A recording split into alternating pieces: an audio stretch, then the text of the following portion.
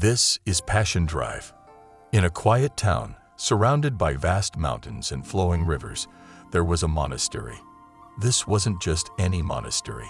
It was home to Master Li, a wise old man who had seen many seasons pass. People from all over came to seek his guidance. One cool morning, a young man named Chen approached the monastery's gates. His face was flushed, eyes red from crying. He'd been traveling and competing in martial arts tournaments.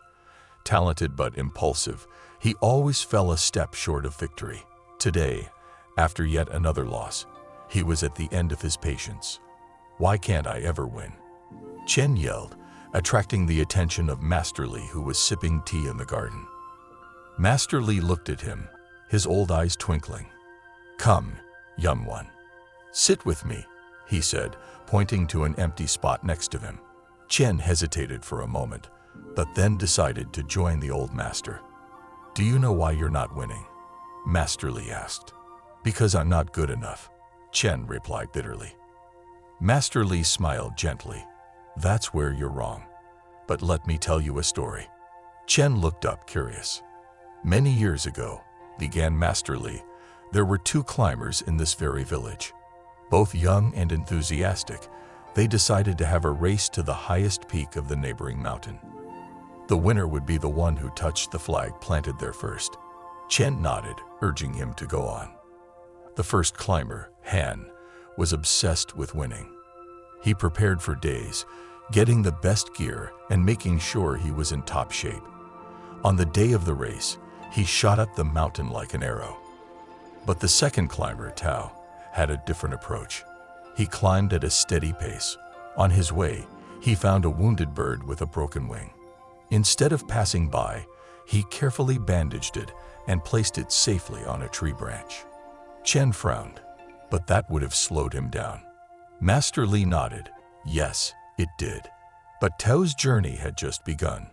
Further up, he met an old woman struggling with her heavy load. He offered to carry it for a while. And near the peak, he found a fellow climber, lost and scared. Tao guided him, and together, they continued. Chen was engrossed. So, Tao lost. Master Li chuckled. That's what everyone expected.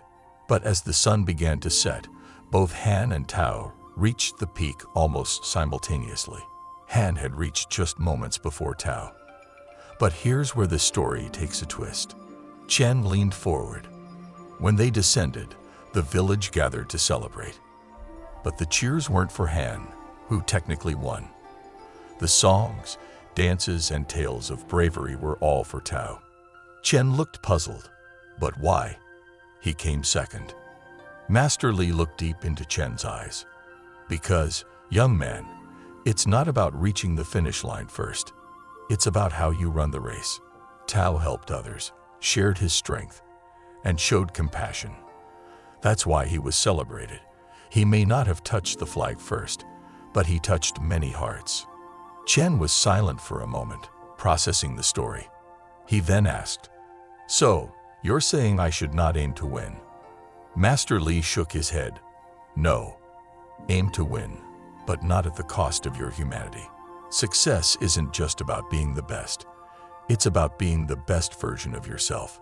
If you can help someone, share a smile, or make someone's journey easier, do it. That's the real victory." Chen stood up, feeling lighter. The weight on his shoulders seemed to have lifted. "Thank you, Master Li," he whispered. Over the next few months, Chen practiced and participated in more tournaments. But this time, he wasn't just focused on winning. He helped fellow competitors, cheered for them, and even consoled those who lost. One day, after a particularly tough match, which he won, a young girl approached him. "Can you teach me?" she asked. Chen knelt down. "Of course. But remember, it's not just about winning." As the years went by, Chen not only became a great martial artist, but also a beloved teacher, and he always remembered Master Li's lesson. It's the journey that counts, not just the destination.